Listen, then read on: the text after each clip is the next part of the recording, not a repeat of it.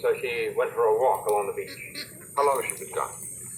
How long? I better go after her. No, you just go back to your room. Why? You want Eve to care for you, don't you? You know I do. Well, she must be allowed some moments of privacy. There are times when people want to be alone. This is one of those times. Go after her now, you will only antagonize her. She always wants to be alone. She never wants to be with me. Adam, that is not true. Yes, it is, Nicholas. I know. I am not as stupid as you seem to think I am. Of course you're not stupid. But you must realize that it takes Eve time to become adjusted. I've said that 100 times. Eve doesn't care for me and she never will. She will. I promise you, she will.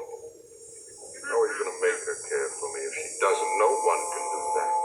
Adam, I promise you that Eve will care for you. I've always kept my promises, haven't I? Yes. I will keep this one. Now, please, go to your room.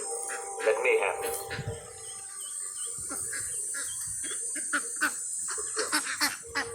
Nothing. Just go to your room. I promise you. I will call you the moment she comes in. All right?